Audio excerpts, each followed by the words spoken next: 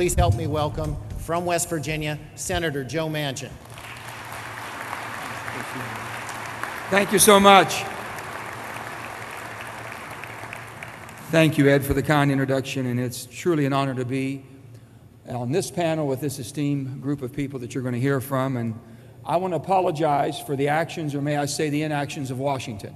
I can assure you there are those of us that are not looking at the politics. We're not looking at the next election. We are looking at the next generation.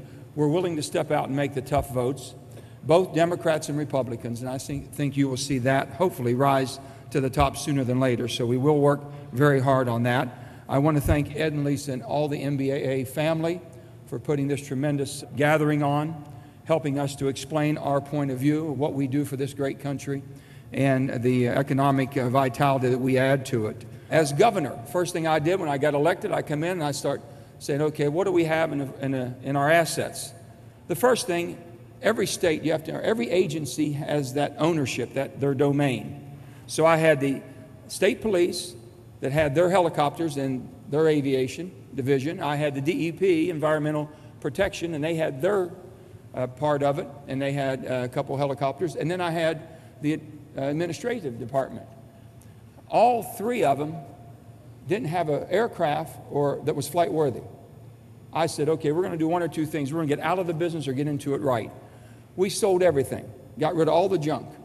We brought, under the executive order that I signed, we brought the aviation division into being in West Virginia.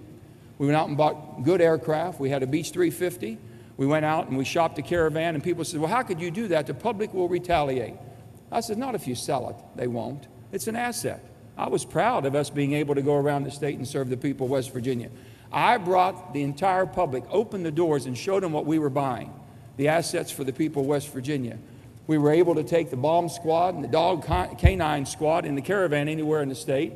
We had basically the 350 that would take executive travel all over the state and anybody. The bottom line is they weren't utilizing how we were using those planes because no one ever did connect the dots. So the seats were available if the plane was going here, and DEP had 7 people on the plane. We still had 2 seats available, and the Department of Highways could jump on. So we started using our assets. And we had no pushback from the public and the citizens that were really paying for it. We just eliminated duplications, and that's what was going on, the duplication that was going on in the DEP and the state police and all the rest of it. The funny thing was, the state police said, well, we have to train our own pilots. I said, you do? Yeah, we have to have a green uniform with a gun. I said, well, I tell you what, I can hire a professional pilot and put a green uniform and a gun if it makes you feel good. I said, we're going to make some common sense. We're not going to spend our time and energy doing something that we have to reduplicate, and we didn't. So we said we start doing some things that basically gave transparency, which I think helped us immensely. Welcome to the Aero-News Network, the aviation world's most comprehensive news and information resource. Real-time 24/7 online audio and video programming, where aviation has been getting updated for over a decade. Distributing over 11,000 stories, features, audio, and video programs every year. Only ANN covers aviation and aerospace with this much depth, insight, and expertise. Check us out on the web at aero-news.net. The thing that we've done in West Virginia also, we looked at aviation, and we looked at basically the economic vitality and the boost it would give our state. And I truly tell all of you, in politics, basically there's an old saying, tell your story before they tell one on you. Now they've been able to itemize and go after the corporate jets in this industry. Unbelievable. They villainized it to the point we're cutting our nose off to spite our face. Every state benefits by the aviation, general aviation, every state. I have 35 airports in my little state of West Virginia, only 5. 20% of those states have any commercial transportation, commercial air service. The other 80% depend on you, myself, all of us that use these airports. When we buy fuel, every one of those county commissions get proceeds. They use those proceeds to help different parts of their society and their community. We don't tout all the things we do and the ripple effect that we have in every economy. You need to do that. We need to tell our story and get on the offense. It's tough. It's hard to win games playing defense all the time. You might snag a few victories, but you won't snag many. So I would say to all of us that we've got to do something. And I'll tell you, not only did we sign the proclamation, we put our money where our mouth was.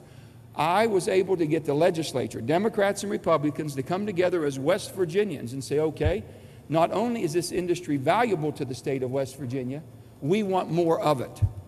So we reduced our personal tax liability in the state of West Virginia, and Chuck will tell you this, it was an average of 60% evaluation annually. We reduced it to salvage value of 5%, basically no tax on aircrafts in West Virginia if you come and you base your aircraft in our state, because we figured we hopefully will get your maintenance, we'll get your fuel, and we've got more jobs. That's what it was all about. We were able to do it, and do it basically through a legislative process that was representative of the people.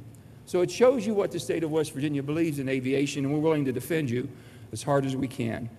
In the Senate, I've worked as a member of the General Aviation Caucus, and that's been something I've been very much involved in, and also the Pilot's Bill of Rights. We're working on that. I support the FAA authorization to modernize the aviation system. I know Randy's going to be talking about that, but it's imperative. You want to create jobs, you want to keep jobs. To me, the best way to create a new job is you better keep the one you have first. We're willing to talk about the Jobs Act, and we're going to go to war tomorrow and Wednesday in Washington over a so-called Jobs Act. When we put the user fee on, that shouldn't happen. If it does happen, we're in serious problems. Why would you continuously pound on the one industry that basically has given you the opportunities of the jobs that we have right now? Avidyne is the brand of choice for pilots who want innovative, easy-to-use avionics. And the new IFD 540 GPS Navcom sets a new standard for simplicity in communication and LPV navigation. As a slide-in replacement for existing 530 series navigators, and with a highly intuitive touchscreen control, the IFD 540 makes it much easier to access the information you want when you want it, reducing head-down time and making flying more enjoyable. Finally, you have a choice, and the choice is easy. Avidyne. We know this is a homegrown industry in the United States of America. The greatest industry, the greatest country, the greatest technology. The rest of the world wants what we have. And we're going to be fooling around and forcing people to leave this great country manufacturing. We talk about taxes right now in Washington. They keep talking about revenue. We've got a breakdown. It truly is dysfunctional right now. The breakdown is this.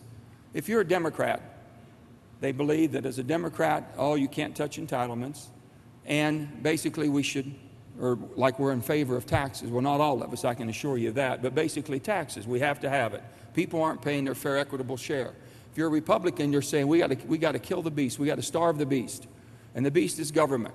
If we keep money from going into government, we'll make them cut spending, we'll make them cut the size of government, we'll make them cut back to where we can live within those means. Both sides are right and both sides are wrong. We need revenue through efficiencies. We don't have to raise the tax rates, we just got to make sure it's equitable and fair. And we can do that. We've got to make sure that the new revenue that comes in starts paying down the debt. On the other hand, on the benefit plan, we've got benefits now we can't sustain. When you have 50% of the people aren't working in America for one reason or another, but being supported by Americans that are working, you've got a problem. But as I say this again, be proud of what you do. Be proud of the industry you're in. 1.2 million manufacturing jobs and service jobs are provided by the industry, by you all sitting in this room. 1.2 million jobs. $150 billion you put annually into this economy. Now you show me another. You show me another. You know what we would do? We've already spent $1 trillion trying to chase down nowhere near those figures of jobs. At the end of the day, it's all about you being in Washington. Ed and Lisa and all of the NBAA family does a terrific job representing you. They truly do. But I can assure you, your faces, when you put a real face, a local person who's created jobs, who gives back to the community, who's a leader in their community, when they show up in the halls of Washington and say, listen, do you realize what you're doing? Let me tell you how it's affecting me. You start getting the attention of every senator up there, every congressperson. And I implore all of you, we are in a fight for our life right now to turn this economy. This is the greatest country on earth. You should be so proud. Everything that you think is wrong with America, every news station you turn on and you see 24/7 condemning everything that's gone wrong, trust me, it's our fault. We contributed to the problems we have, and we can fix every one of them because we are America. We are the greatest nation that this country and the world has ever seen. And this world depends on us. And I'm going to tell you, I depend on the NBAA to get involved now, to speak up loud and clear. You got strong voices here. You've got a tremendous audience. You've got 25,000 people attending. Use it. Be on the offense. Be proud.